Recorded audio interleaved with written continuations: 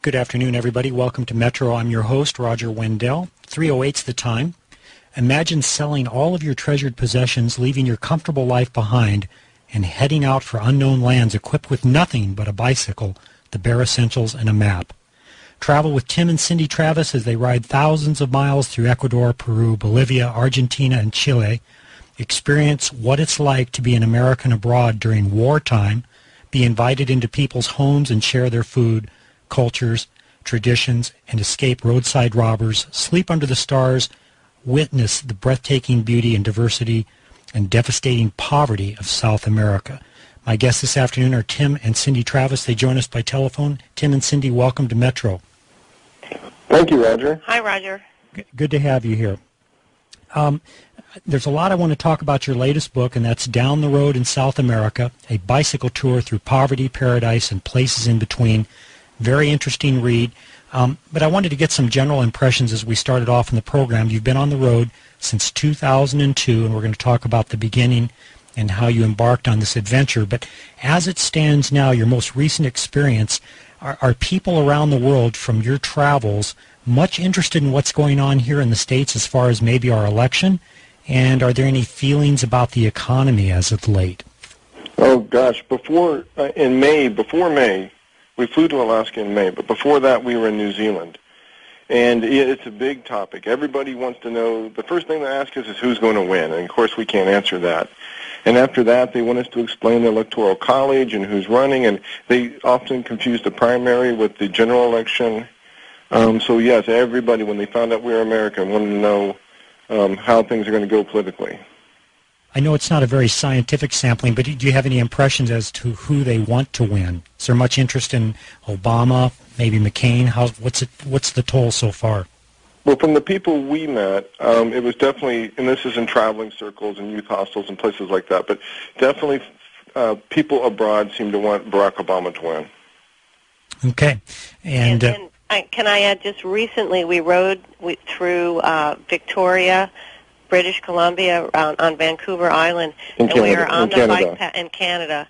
And we were on the bike path, and I looked up and I saw a billboard that said Obama for president. And I said, Tim, are we in Canada? I was really surprised to see that billboard.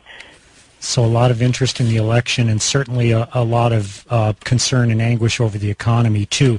But more importantly, you address throughout the book a lot of poverty that you encountered in South America. And like I mentioned, we'll talk a lot about your latest book, but we can also speak in general terms because you've basically been all over the planet on your bicycles. It's an exciting adventure, but let's take a step back in time, back into 2002, when you decided to embark on this basically never-ending bicycle ride around the world. Tell us where you were at back in 2000, 2001, 2002, what you were doing, and what made you decide basically to sell all of your worldly possessions and take off on bicycles. Is that me? Oh, okay. I wasn't sure who was going to answer. Well, in 2002, we were in Arizona, and I was working as a geologist, and Tim was working as a special ed teacher, and we had been saving money, and Tim came up with an idea of traveling around the world, and I thought, no, and he took a little while to convince me, but I started thinking about it, and the more I thought about it, well, we have a house we already want, we already have cars, and we don't have children, and I thought, wow, I guess I'm just working for the next 15 years for a bigger house and some more cars. And so this idea that Tim wanted to just save the money and go traveling started to sound appealing because I love to travel. And it took him a little while, but he convinced me, and then I just thought, why not? We should do this, and that's when the plans really started to come together. Once she was convinced, then it was full steam, and we put everything we owned on the driveway, and we sold almost everything in a garage sale. We still own the house, but we rented it, but practically everything we own now is on a bike, and we set off for, at the time, we thought was 7 years. And since then, we've written 2 books, and we're breaking even. So the trip's now as long as our bodies hold out. We can certainly talk about both books and mention the website, too, for people to reference to actually track what you've been doing and all the wonderful places you've ridden through over the past 7 years or so. That's I think it's downtheroad.org. Is that the correct website? That's correct. Okay. Downtheroad.org.